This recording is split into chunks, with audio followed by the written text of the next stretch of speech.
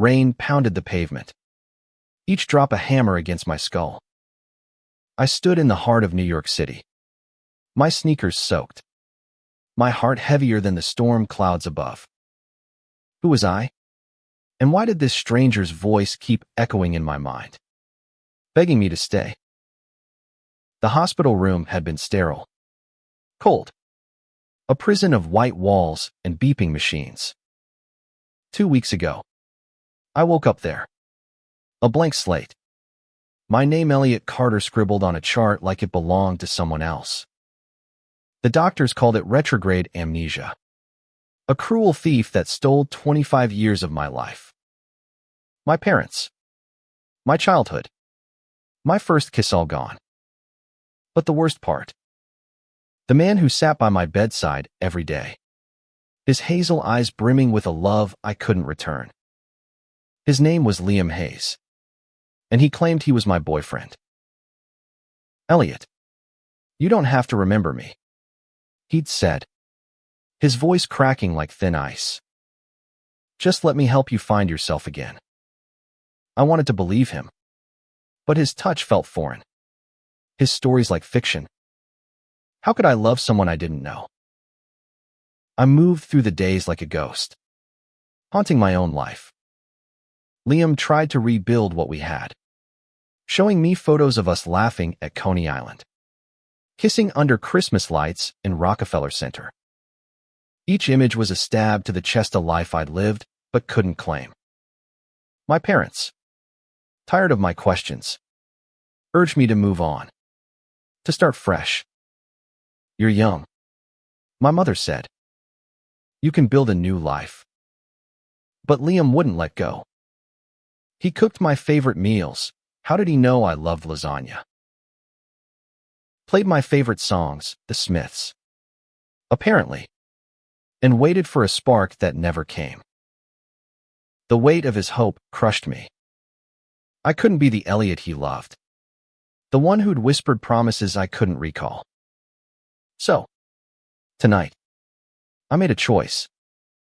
I packed a bag, left a note on the kitchen counter of our shared Brooklyn apartment, and slipped into the rain-soaked streets.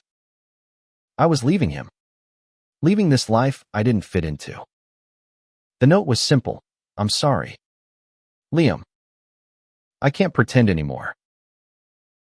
The city buzzed around me, oblivious to my unraveling. Neon signs flickered, casting red and blue shadows on the wet asphalt. I walked faster, my breath hitching, as if I could outrun the guilt. But then, a voice cut through the storm. Elliot. It was Liam, sprinting toward me, his jacket flapping open, his face a mix of desperation and determination. Please, don't do this. I froze, my heart pounding. How had he found me? The alley was narrow, the walls closing in, and his voice was a tether pulling me back. I can't keep hurting you, I shouted, my words nearly drowned by the rain. I don't know who we were. You don't have to know, he yelled, closing the distance. His hands hovered near my shoulders, not touching, as if afraid I'd shatter. You don't have to remember to feel something. Just stay. Let me show you. His words hit like a tidal wave. I wanted to run, to disappear into the city's chaos. But his eyes held Medho's damn hazel eyes, searching for a piece of me that might still exist. I didn't understand why my chest ached, why my hands trembled at the thought of leaving him behind. Was it guilt? Pity? Or something deeper, buried in the parts of me I'd lost? I'm not him, I whispered, my voice breaking. I'm not the Elliot you love. You are, he said fiercely, stepping closer. The rain plastered his hair to his forehead, and for a moment, I saw him not as a stranger, but as someone who'd fought for me when I couldn't fight for myself. You're still you, even if you don't see it. I shook my head, backing away. The alley's walls felt like they were closing in, the rain a curtain between us. I turned to leave, my sneakers splashing through puddles. But something stopped me a flash. Not a memory, but a feeling. Warmth. Laughter. The smell of coffee and paint. It was gone as quickly as it came, but it left me gasping. Liam, I said, turning back, my voice barely audible. What if I never remember? He swallowed hard, his hands clenching at his sides. Then we make new memories. But please, don't walk away. I stood there, drenched and shivering, caught between the man I was and the man I couldn't remember being. The rain slowed, and in the quiet, I heard my own heartbeat, loud and unsteady. Maybe I didn't know Liam, but I knew one thing. Leaving him felt like losing something vital, something I wasn't ready to let go of. Let's go home, he said softly, extending a hand. I stared at it, the rain pooling in his palm, and something inside me stirred a flicker of hope. Or maybe something more. The walk back to our apartment was silent, save for the squelch of our soaked shoes. Liam didn't push me to talk, didn't ask why I tried to run. He just walked beside me, his presence a quiet anchor in the storm of my confusion. The Brooklyn streets were alive with late-night stragglers' taxi, horns blaring, laughter spilling from bars, but I felt like we were the only two people in the world. Inside, the apartment smelled of cedar and old books, a warmth that clashed with the chill in my bones. Liam handed me a towel, his fingers brushing mine for a split second. I flinched, not because I didn't want his touch, but because it felt too familiar, like a song I'd forgotten the words to. He noticed, his jaw tightening, but he said nothing, just turned to make coffee. I sat on the couch, staring at the walls covered in art bold, chaotic paintings that Liam said I'd created. I was an artist, apparently, though the paintbrushes in the corner looked as foreign as he did. You used to say painting was your way of speaking, he'd told me once, when words weren't enough. I wanted to believe him, but the canvas of my mind was blank. He handed me a mug, the steam curling between us. You don't have to decide anything tonight, he said, sitting across from me. Just don't leave again. Not yet. I nodded, sipping the coffee. It was black, bitter, exactly how I liked it or how the old Elliot liked it. Why do you stay? I asked, the question spilling out before I could stop it. I'm not the person you fell in love with. I'm just a shell. Liam leaned forward, his elbows on his knees, his gaze steady. You're not a shell. You're still stubborn as hell. Still make that little frown when you're thinking too hard. You're still you, even if you don't see it. His words were a lifeline, but they also terrified me. What if I could never be enough for him? What if the old Elliot was gone forever? I set the mug down, my hands shaking. I don't know how to do this, I admitted.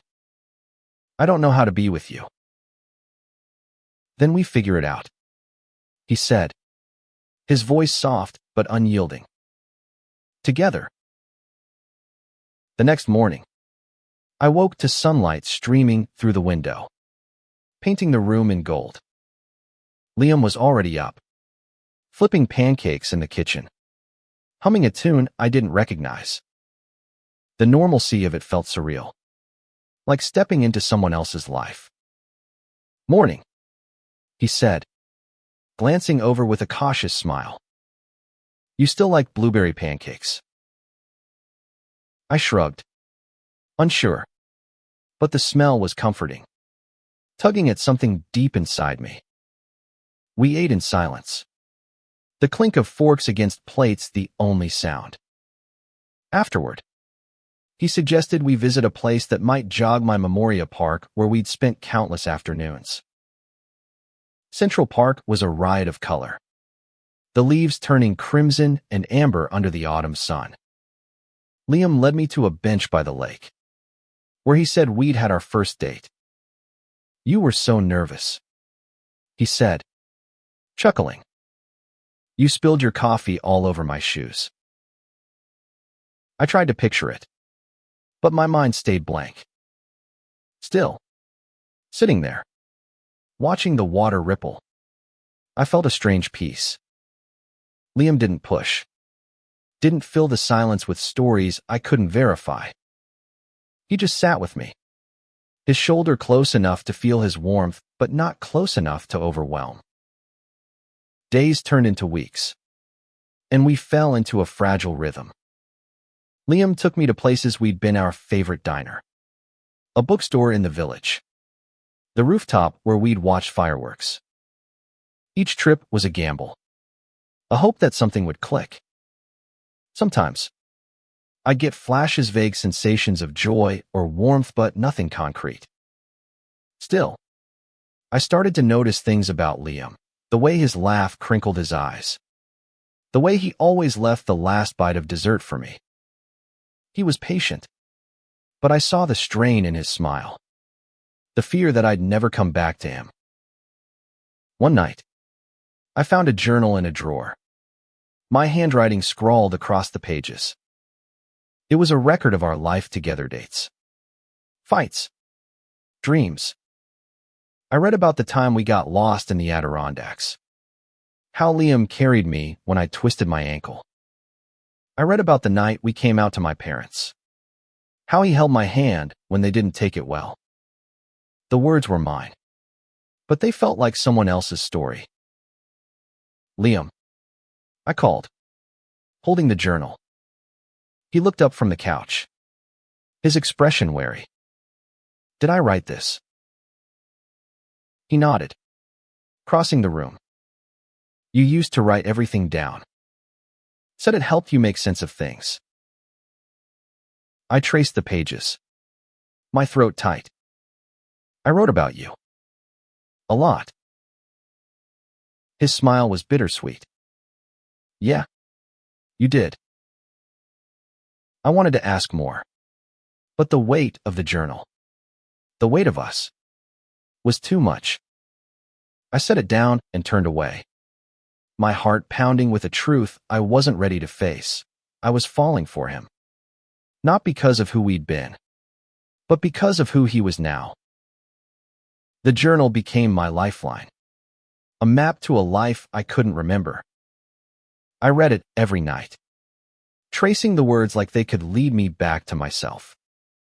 Liam's name appeared on every page, his quirks, his kindness, the way he'd made me feel safe. But the more I read, the more I felt like an imposter, stealing glimpses of a love that wasn't mine anymore. One entry stopped me cold. June 12, 2023. Liam proposed tonight, under the Brooklyn Bridge. I said yes, and I've never been so sure of anything. My fingers trembled as I touched the page. Proposed. I looked at my left hand, bare of any ring. Liam had never mentioned it. I confronted him the next morning, the journal open on the kitchen table. Why didn't you tell me? I asked, my voice sharp. You proposed, and I said yes. That's kind of a big deal. Liam.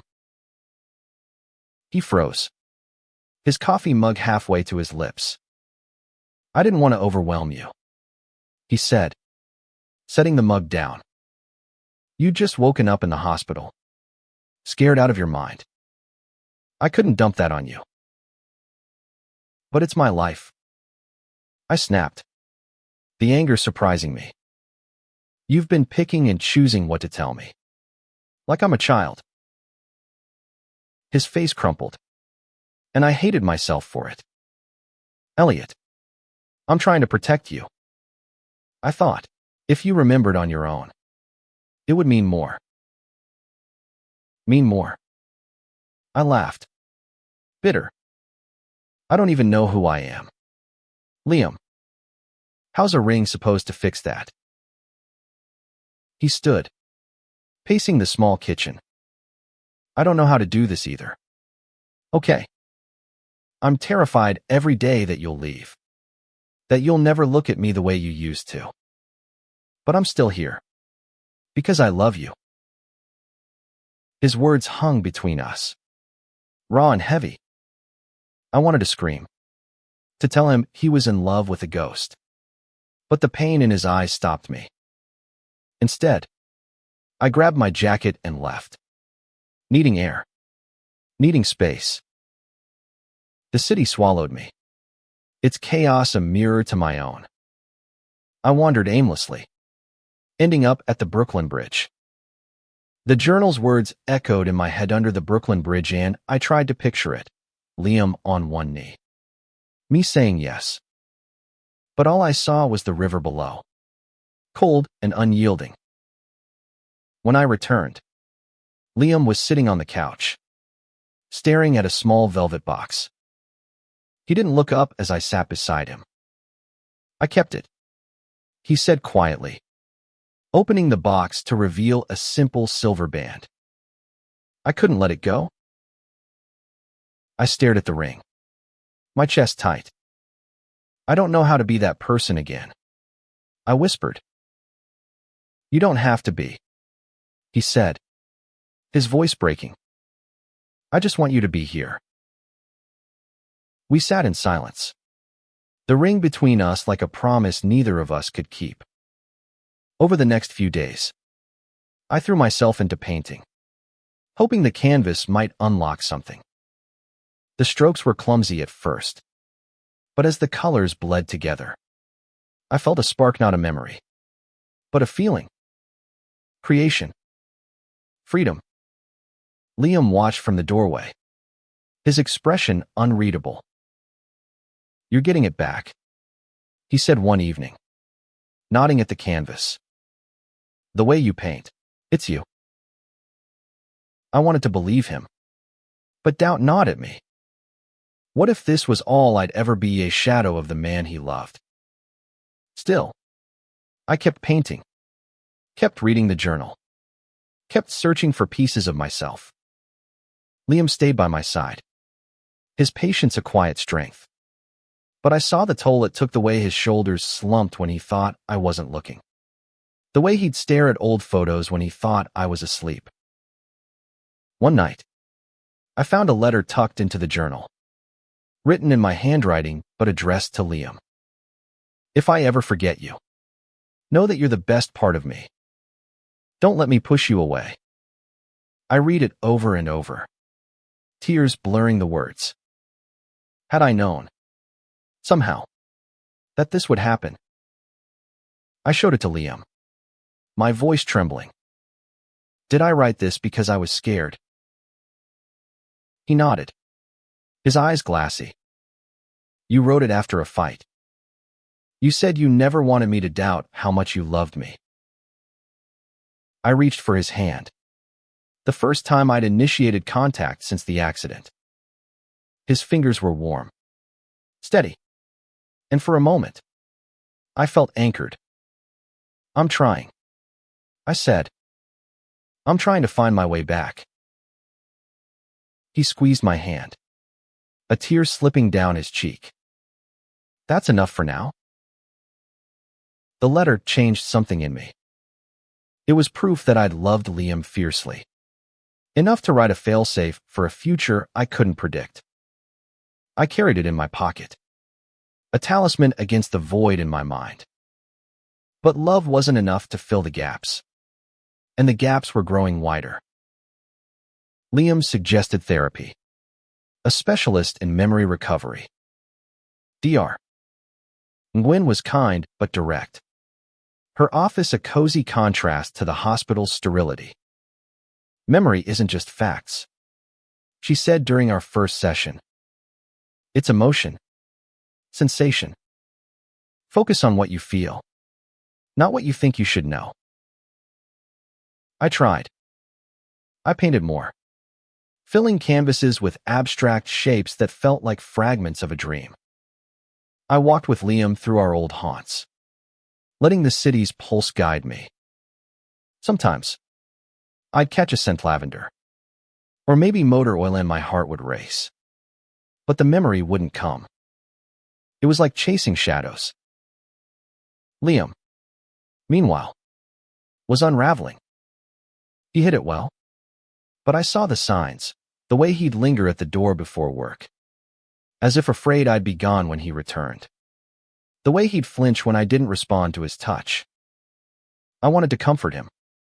But how could I when I was the source of his pain? One evening, we fought. It started small. I'd forgotten to tell him about a therapy appointment, but it snowballed. You act like I'm not even here, he said, his voice sharp. I'm trying, Elliot, but you're shutting me out. I'm not shutting you out, I shouted, my frustration boiling over. I'm trying to figure out who I am, and you're suffocating me with who I was. He flinched, and the silence that followed was deafening. I'm sorry, he said finally, his voice barely audible. I miss you. The words broke me. I wanted to miss him too, to feel the ache of losing something precious. But all I felt was guilt. I'm trying, I said, my voice softer. I don't know how to be what you need. He nodded, his eyes downcast.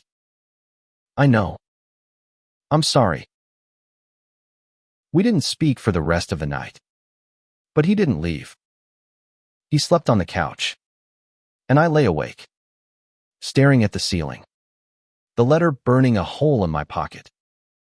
The next morning, I found him sketching in a notebook portraits of me, some from memory, some from the man I was now.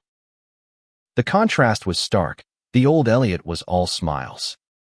The new one, all shadows. You're an artist too, I said, surprised. He shrugged, closing the notebook. Just a hobby. You were always the real talent. I wanted to argue, to tell him he was enough. But the words stuck in my throat. Instead, I suggested we go to an art gallery, hoping it might bridge the gap between us. The Met was crowded, the air thick with murmurs and the scent of polished wood. We wandered through rooms of paintings, and for the first time, I felt a connection not to the art, but to Liam. He talked about color theory, about brushstrokes, his passion lighting up his face. I wanted to kiss him, not because I remembered loving him, but because I saw him, really saw him, for the first time. That night, I painted him. It was impulsive, messy, but it felt right. When he saw the canvas, his eyes widened. That's me, he said, his voice thick. Yeah, I said, my cheeks burning. It's how I see you now. He touched the canvas, his fingers tracing the lines of his own face. Thank you, he whispered. For a moment, we were just two people, not a past and a present fighting to coexist. But the moment was fleeting. The next day, Dr. Nguyen suggested a new approach, exposure therapy, revisiting the site of the accident that stole my memories. It was a car crash, she said, on a quiet road in upstate New York. Liam's face paled when I told him. I don't know if I can go back there, he admitted. I almost lost you. I took his hand, the gesture feeling more natural now. We'll do it together. The drive upstate was tense, the countryside a blur of green and gold. Liam gripped the wheel, his knuckles white. I wanted to ask what he was thinking, but the weight of the moment silenced me. When we reached the spot-a-sharp curve by a river, my stomach churned. There was nothing special about it, just asphalt and trees, but it felt like a graveyard. Tell me what happened, I said, my voice steady despite the fear. Liam's eyes were distant. It was late. We were arguing about something stupid. I don't even remember. I was driving, and I took my eyes off the road for a second. The car skidded, hit a tree. You weren't moving. His voice broke, and I realized he hadn't just lost May, he'd lost himself in the guilt. I reached for him, pulling him into a hug. It wasn't your fault, I said, the words feeling true even if I didn't know why. He clung to me, his sobs muffled against my shoulder. And in that moment, I felt a spark. Not a memory, but a promise. I didn't know who we'd been, but I knew who I wanted to be. The crash site lingered in my mind, a puzzle piece that didn't fit. Liam's guilt was a heavy shadow, and I couldn't shake the feeling that there was more to the accident than he'd told me.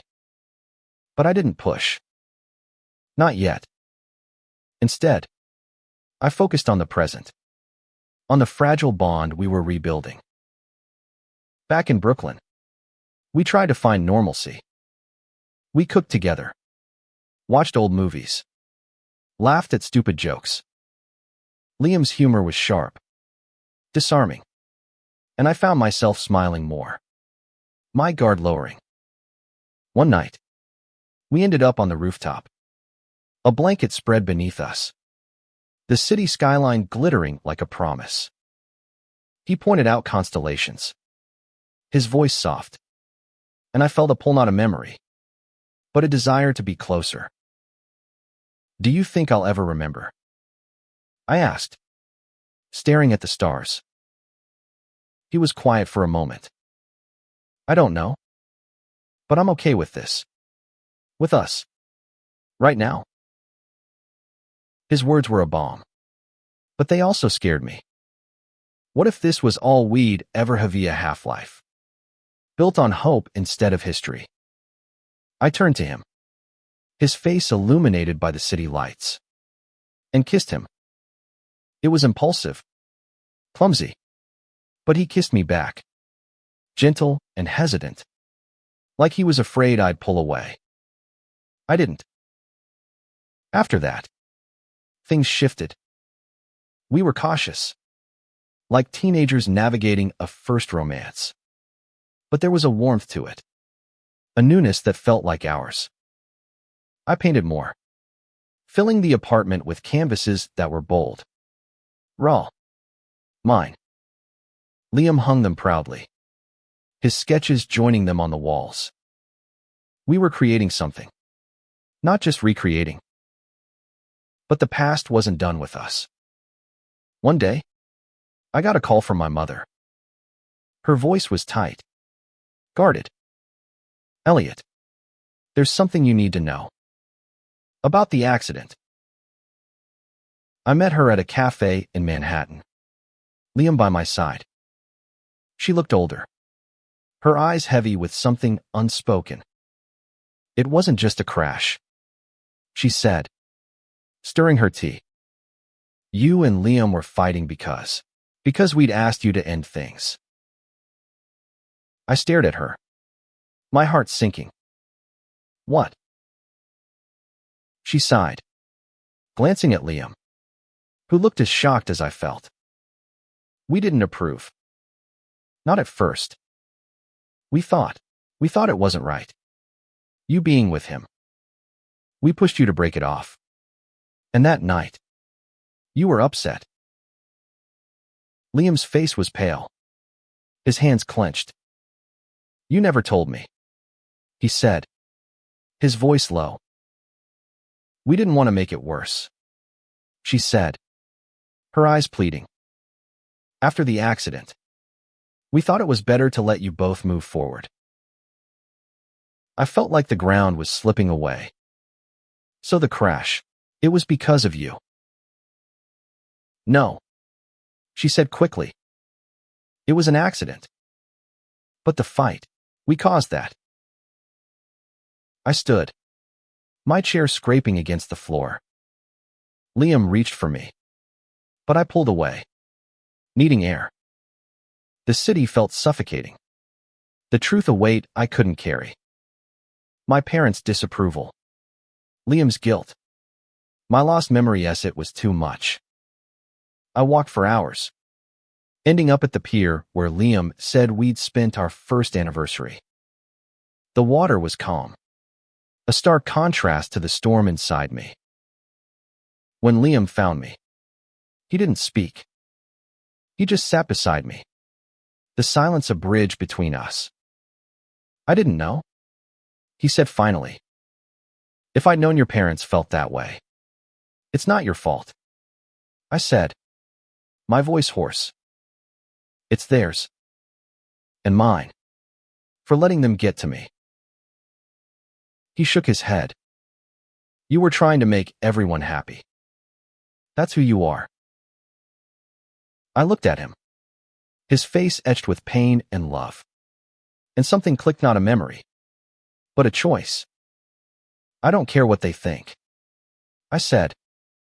"I want this. Us." His eyes searched mine, hopeful but cautious. "Even without the past." "Even without it," I said, and I meant it. We went home, and for the first time, I felt like I belonged there. We talked late into the night, not about the past, but about the future, what we wanted, who we could be. It wasn't perfect, but it was ours. The next week, I started therapy again, this time with Liam joining me. Dr. Gwen encouraged us to focus on the present, to build new memories instead of chasing old ones. It was slow, painful work, but it felt right. I painted a portrait of us, not as we were, but as we are, two people finding their way, together. One evening, as we cleaned up after dinner, Liam pulled out the velvet box. "I don't expect you to wear it," he said, his voice soft. "But I want you to know it's still yours, if you ever want it." I took the ring, holding it to the light. It wasn't a promise I could make yet, but it was a possibility, a future I could see. "Someday," I said, slipping it back into his hand. He smiled, and for the first time, I felt like we were enough. Someday became our mantra, a quiet promise we carried through the days. We were building something new, but the past still lingered, a ghost we couldn't fully exorcise. My parents' revelation had cracked something open, and though I'd told Liam I didn't care about their disapproval, it gnawed at me. Family was supposed to be a safe harbor, not a storm. I decided to confront them. Liam offered to come, but I needed to do this alone. My parents' brownstone in Queens felt like a foreign country. Its familiar smells, lavender and old wood, stirring nothing in my memory. My mother opened the door, her face a mix of relief and guilt. "Elliot," she said, pulling me into a hug. "We've been so worried." I stepped back, my jaw tight. "Why didn't you tell me the truth? About the fight? About Liam?" My father appeared behind her, his expression guarded. "We thought we were protecting you," he said. "You were so young when you met him, so sure he was the one. We didn't understand. Didn't understand what? I asked, my voice rising. That I loved him. That he made me happy.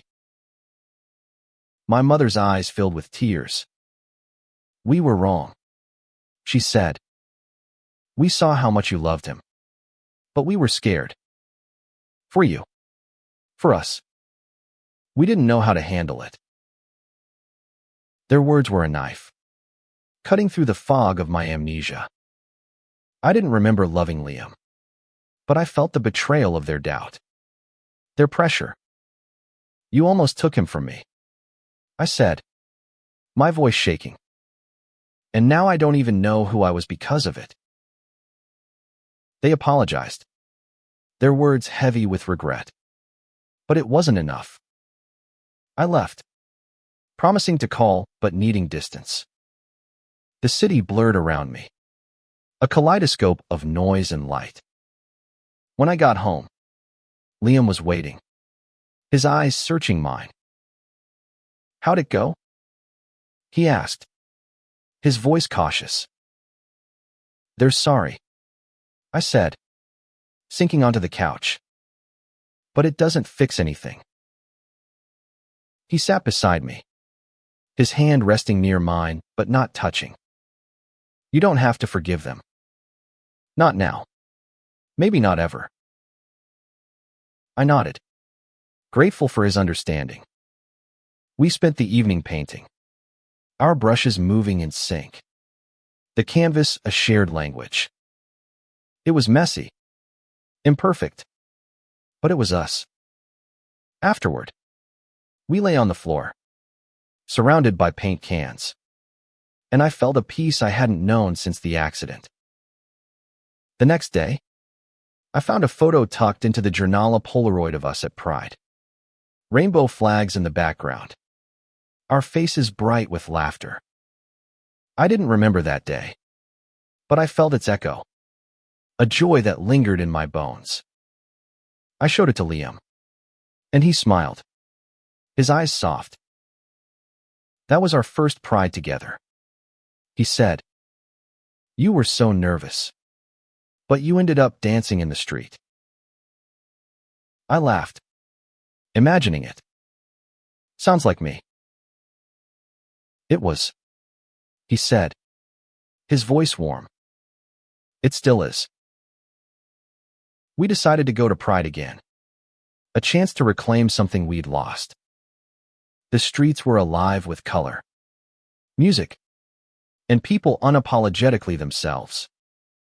I felt out of place at first, a stranger in my own story, but Liam's hand in mine grounded me. We danced, laughed, kissed under a shower of confetti. And for the first time, I didn't feel like I was pretending. That night, I painted the scene vibrant, chaotic, alive. Liam hung it above our bed, a reminder of what we could be. But the past wasn't done with us. A week later, I got a letter from my parents, inviting us to dinner. We want to make things right, it said. I wasn't ready, but Liam convinced me to try. The dinner was tense, the air thick with unspoken words. My parents tried, asking about my art, about Liam's job as a graphic designer. But every question felt like a test, and I was tired of proving myself. When my mother mentioned the accident, I snapped. You don't get to act like it didn't happen, I said, my voice sharp. You pushed me away from him, and now I'm paying for it. My father looked down, ashamed. We were wrong, Elliot. We see that now. We see how much he loves you. Liam reached for my hand under the table, his grip steady. We're figuring it out, he said, his voice calm but firm. But it's going to take time. They nodded, and for the first time, I saw a flicker of hope, a chance to rebuild. Not just with Liam, but with them. It wasn't forgiveness. Not yet. But it was a start. Back home, I pulled out the ring box. My heart pounding. I'm not ready to wear it, I said, holding it out to Liam. But I want you to keep it. For us. He took it, his eyes shining. Someday, he said, and I smiled, knowing we'd get there. Someday felt closer now, but it was still a horizon, not a destination. We were learning each other, not as ghosts of the past, but as people in the present. Liam's patience was a gift, but it came with a cost. He saw it in the way he'd pause before touching me, the way he'd hide his sketches when he thought they weren't good enough. I wanted to be enough for him, but the fear lingered. What if I never remembered? Dr. Nguyen suggested a new approach, sensory triggers. Smells, sounds, textures. They can unlock memories when facts can't, she said. So we filled the apartment with pieces of our past: lavender candles, old vinyl records, the wool scarf Liam said I'd worn every winter. Each one was a gamble, a hope that something would click. One evening, I put on the Smiths' "There Is a Light That Never Goes Out," a song Liam said we'd dance to in our living room. The music was haunting, familiar in a way that made my chest ache. I closed my eyes, letting the melody wash over me. And for a moment, I saw Yuzi younger, laughing, spinning in a cramped apartment. It wasn't a memory, not fully, but it was something. Did you feel it? Liam asked, his voice hopeful. I nodded, tears pricking my eyes. It's not clear, but it's there. He pulled me into a hug, and I let myself sink into it. The scarf's wool scratching my cheek, the candle's lavender filling the air. It was the closest I'd come to remembering, and it terrified me not because it wasn't enough, but because it might be all I'd ever get. The next day, we went to Coney Island, another place from our past. The boardwalk was alive with summer's last breath, the air thick with salt and fried dough. Liam pointed out the spot where we'd ridden the Ferris wheel, where I'd kissed him at the top. I didn't remember, but I climbed into the carriage with him, the city sprawling below us. At the top, he kissed me, soft and tentative, and I kissed him back, my heart racing with something new. I love you, he whispered, his breath warm against my cheek. I froze, the words heavy with meaning I couldn't fully grasp. I'm trying to love you, I said, my voice breaking. I want to. He smiled, sad but hopeful. That's enough. We spent the day wandering, eating cotton candy, playing arcade games. It was normal, mundane, but it felt like a victory. I was living, not just surviving. That night, I painted the Ferris wheel, the colors bold and bright, a testament to the day we'd shared. Liam hung it beside the Pride painting, our walls becoming a gallery of us. But the past wasn't done. A week later, I found a video on my old phone, buried in a folder I hadn't noticed. It was us, filming a silly dance in our kitchen, laughing so hard we could barely stand. My voice, my real voice, echoed through the speakers, calling Liam babe, promising to love him forever. I watched it 10 times, tears streaming down my face, before showing it to him. He watched in silence, his hands shaking. That was a good day, he said finally, his voice thick. I sounded happy, I said, my throat tight. I sounded like I meant it. You did, he said, pulling me close. You still do. The video became my obsession, a window into the man I'd been. I watched it every night, memorizing my own laughter, the way Liam's eyes lit up when I looked at him. It wasn't a memory, but it was a map, guiding me toward something real. One evening, as we walked through the village, I stopped at a street vendor selling lavender.